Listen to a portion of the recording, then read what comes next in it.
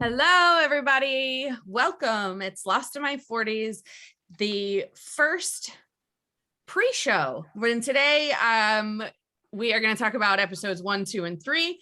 They're going to drop tomorrow unless you are a Patreon subscriber. And that means when you're done watching this, you can go right to Patreon and listen to the episodes a day early and ad-free. So patreon.com/spacebearmedia. And you also get stuff from our other productions and merch and all kinds of things. So couple things. We're still working out the details of these little video chats. After I rewatched the Meet Your Host, I was, it was okay. I feel like there were a couple of glitches. The blurry thing drove me nuts. I have to apologize. I did that because we're like redoing this room and it's a disaster. Normally my bookshelf doesn't look like that. It has books on it. And so I tried lying. No. I tried to It's hide got mostly that. fashion magazines and dildos. It's really funny that you brought up dildos because we're going to talk a little bit more about that in a second. Strangely enough. But I do want to say something to those of you that are watching. Come to our Facebook page, Lost in My 40s. After you listen to the episodes, if you have questions for us, or if you want us to talk about a certain aspect of an episode, or if there's just gripes, praise, anything, come to the page. We're going to talk about it there. And when we do these recordings week to week, we will answer your questions, concerns, whatever. Okay. Corrections. You guys should send us corrections too, because I talk a lot of shit. I don't even know what I'm talking about most of the time. So okay. So what's new with everybody? Christy, I know you had something you wanted to talk about, right? Well, I was home alone this weekend and my 40-pound puppy decided to take decided to take on my 80-pound German Shepherd. And so I had to get in the middle of that and separate them. So that happened after their breakfast Saturday morning. Then it happened again after their breakfast Saturday night, which I have some really lovely bruising here and a couple of punctures. And friend Sarah came and helped me deal with the dogs, and she took me to urgent care, so I'll be fine, but it hurts. That's pretty fucking gnarly. You were here in Seattle the first time that our dogs got in a scrape, and remember when Drax, our big male dog, he bit directly through the center of my thumbnail. Yeah. That was a very particular kind of pain. Yeah, we were I can imagine. I did have a slight puncture on my pinky nail, but this was like nothing in comparison to the jaws of an 80-pound German Shepherd. Oh yeah. I only assumed that it was her that bit me because of the teeth marks. Size of the bite. Wow. Yeah. It happens so fast. It's hard to tell. Until it's all over. I don't remember a lot of what happened in the moment. I just know that she was going to kill him because she's heavier than him and can fuck shit up. So my mama instincts kicked in and I was like, I just have to separate them. And then after the fight, I realized we have an air horn that we're supposed to let it blow. Yeah. And that would stop a dog fight in many, many cases. So I located the air horn. I was like, okay, it's right here. And then when the after dinner fight started, it was just all about instinct. Once again, I look at the air horn, pulling them apart. Wiley's collar came off of him. And I was like, well, now you're just going to die. Because if I don't have collars to pull you guys off each other, she's going to kill you. I don't know how I got them apart, but I managed to. So, well, we have now, like with R3 Bug, the female is the one that came with all the mental issues post adoption. And so she's gone after Drax a couple times. And I think I remember one time Ben was dying laughing afterward because I saw her start to go for him and I was not having it. And I came flying from across the room and just body slammed her to the ground and just held her down, took her out like a she was a running back and I just clobbered her. Yeah, because I'm like, I didn't want it to get to that point, because once they fight, trying to break them apart, fuck that. Yeah, you gotta literally like start punching one of them in the head in order for them to disengage. Yeah, and it's just absolutely terrifying. And yeah, I don't know. I wasn't thinking. I was just reacting. Yeah, and that was that. So yeah. All right. So I have a happier story.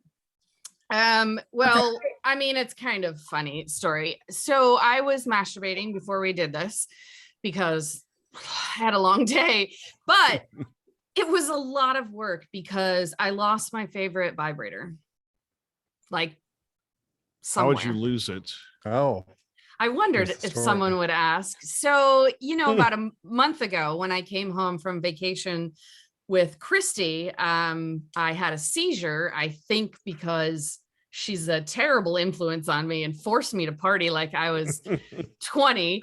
Right. So I had a seizure. Also, I haven't found your vibrator here in the office. So I don't know. I didn't leave it there. No, I know it was here in the house, but I had this seizure, and then went to the hospital, obviously came home the next day, slept most of that day.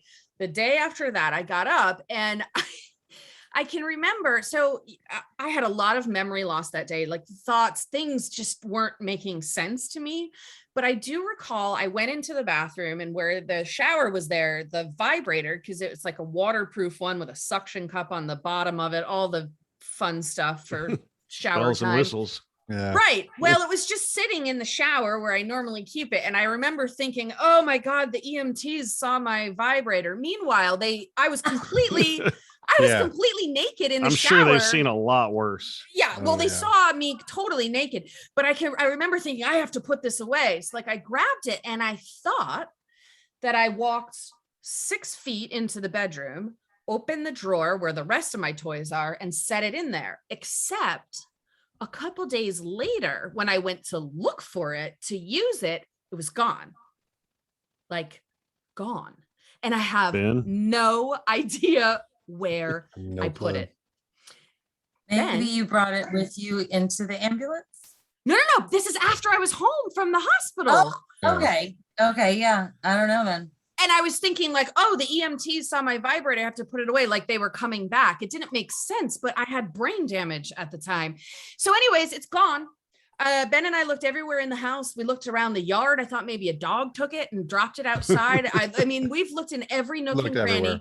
It is literally like a portal opened up and swallowed my vibrator. And now it's gone. Little does she know I've been keystering it for the last 2 weeks. Good visual for everybody to take. Yeah, you're right. All right. Show of hands. Who's actually listened to episodes 1, 2, and 3? Okay. Have you heard any of the three? One. You've heard the first one. Okay, Derek, you said you did too, yeah, right? I listened to parts of them. Yes. Yeah. Well, what did you think when you heard the final product? Because I mean, Ben and I have listened to him 100 times at this point, doing the editing and stuff. So what did you think? I think it was really good. I liked it. I sounded better than I thought because, in the beginning we had a little microphone issue, but that's been taken care of. So Ben did a great job making me sound more professional. Yeah. Well, now you've got that nice Shure mic, so you just sound professional. A lot less work for you. Yeah. What did you think, Christy, of episode 1 at least? I think we're pretty funny. Yeah. And I would laugh out loud at everything that I laughed out loud to while we were recording it. Yeah. So you're consistent. I would laugh and then realize, yeah. That's pretty funny. We were funnier as well. I think I love the first 3 episodes. I know we talked about in Meet Your Host that we all think that we kind of started to really gel a little bit after those episodes. But one of the things that I loved so much is that, like you mentioned in Meet Your Host, Derek, I kind of threw you into the fire and forced you to do the first episode when we, A, didn't know what we were doing with the show, and B, were the only one who had never seen it. And I've heard the episode a bazillion times, and I'm really actually impressed at how well you did when there was no template at the time. And I just said, here's what you have to do. And you did it. And it turned out great. And so I'm pretty excited about that. I know we get a lot better too and funnier as we go on, from what I remember. Yeah. Because we get more comfortable, more, right. The rapport going. Yeah, I think so too. All right. So honestly, guys, that's it. This is kind of what we're going to do every week. We're just going to meet. We're going to chat. We're going to get to know our listeners. You guys can get to know us better. And patreon.com/spacebearmedia, $5 a month helps us recoup some of the costs of this. Did you see what he wrote? It fucking said Epstein was murdered. Oh yeah. Okay. Yeah. $5 a month helps us recoup some of this cost, helps us pay these two down here. Helps us, replenish our dildo supply. I have to keep buying more. Well, you vibrators. have a backup, I'm sure. I have a few, multiple. But it's not me. No, but and the backup. I have a few, but they're not my favorite. You need your fleshlight. That's why it was so much work, because it just wasn't the right one. So anyways, all right, guys, Patreon, you can go right now and you can listen to the episodes right now and they're ad free. Otherwise, tomorrow. Okay. Bye. Bye.